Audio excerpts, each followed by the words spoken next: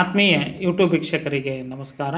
ಮಾಹಿತಿ ನಿಮಗಾಗಿ ಯೂಟ್ಯೂಬ್ ಚಾನಲ್ಗೆ ತಮ್ಮೆಲ್ಲರಿಗೂ ಸ್ವಾಗತ. ಇದೊಂದು ನೇಮಕಾತಿ ಪ್ರಕಟಣೆ. NTPC national thermal power corporation of India ಇಲ್ಲಿ 150 ಹುದ್ದೆಗಳ ನೇಮಕಾತಿಗೆ ಅರ್ಜಿ ಆಹ್ವಾನಿಸಲಾಗಿದ್ದು, ಕೇಂದ್ರ ವಿದ್ಯುತ್ ಸಚಿವಾಲಯದ ಅಡಿಯಲ್ಲಿ ಕಾರ್ಯನಿರ್ವಹಣೆ ಮಾಡುತ್ತಿರುವ ರಾಷ್ಟ್ರೀಯ ಉಷ್ಣ ವಿದ್ಯುತ್ ನಿಗಮ NTPC national thermal power corporation limited ವಿವಿಧ ಹುದ್ದೆಗಳ ನೇಮಕಾತಿಗೆ ಅರ್ಜಿ ಆಹ್ವಾನಿಸಲಾಗಿದ್ದು, ಹುದ್ದೆಗಳ ವಿವರ, ವಿದ್ಯಾರ್ಹತೆ, ಅರ್ಜಿ ಶುಲ್ಕ, ಆಯ್ಕೆ ಪ್ರಕ್ರಿಯೆ, ವೆಬ್ಸೈಟ್ ವಿಳಾಸ, ಕೊನೆ ದಿನಾಂಕದ ಮಾಹಿತಿಯನ್ನು ತಮಗೆ ನಾನು ಕೊಡ್ತಾ ಇದ್ದೀನಿ. ಮಾಹಿತಿಯನ್ನು ಸ್ಕಿಪ್ ಮಾಡದೆ ಕೊನೆವರೆಗೂ ವೀಕ್ಷಣೆ ಮಾಡಿ.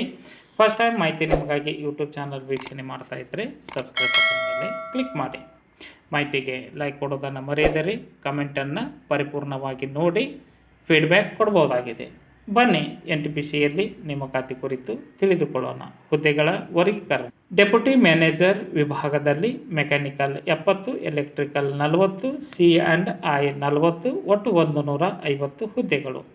ಈ ಒಂದು ಹುದ್ದೆಗಳಿಗೆ BTech ಪದವಿಯನ್ನು ಪಡೆದುಕೊಂಡಂಥ ಅಭ್ಯರ್ಥಿಗಳು ಅರ್ಜಿ ಸಲ್ಲಿಸಬಹುದಾಗಿದ್ದು, ವಯೋಮಿತಿ 40 ವರ್ಷದ ಒಳಗಿನ ಅಭ್ಯರ್ಥಿಗಳು ಈ ಒಂದು ಹುದ್ದೆಗಳಿಗೆ ಅರ್ಜಿ ಸಲ್ಲಿಸಬಹುದಾಗಿದ್ದು, ಆಯ್ಕೆಯಾದ ಅರ್ಹ ಅಭ್ಯರ್ಥಿಗಳಿಗೆ 70,000ದಿಂದ 2 ಲಕ್ಷ ರೂಪಾಯಿ ವೇತನವನ್ನು ಪಡೆದುಕೊಳ್ಳಲಿದ್ದಾರೆ.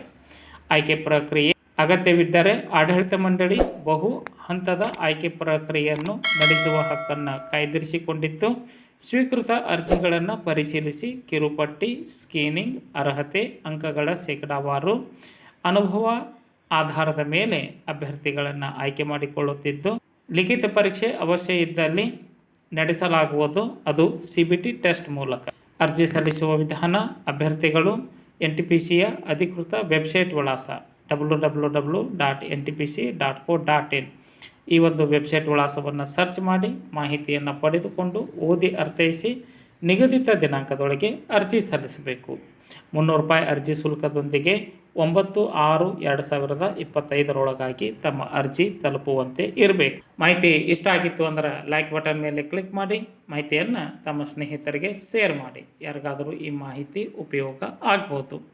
ಮಾಹಿತಿ ಕುರಿತು ಏನಾದರೂ ಅನಿಸಿಕೆ, ಅಭಿಪ್ರಾಯಗಳು ಇತ್ತು ಅಂದರೆ ಕಮೆಂಟ್ ಮೂಲಕವಾಗಿ ತಿಳಿಸಬಹುದಾಗಿದೆ. ಮಾಹಿತಿಯನ್ನು ತಮ್ಮ ಸ್ನೇಹಿತರಿಗೆ ಶೇರ್ ಮಾಡಿ. ಯಾರಿಗಾದರೂ ಈ ಮಾಹಿತಿ ಉಪಯೋಗ ಆಗ್ಬೋದು. ಮಾಹಿತಿ ನಿಮಗಾಗಿ ಯೂಟ್ಯೂಬ್ ಚಾನಲ್ ಜೊತೆ ಸದಾ ಸಂಪರ್ಕದಲ್ಲಿರ್ರಿ. ಎಲ್ಲರಿಗೂ ಧನ್ಯವಾದಗಳು.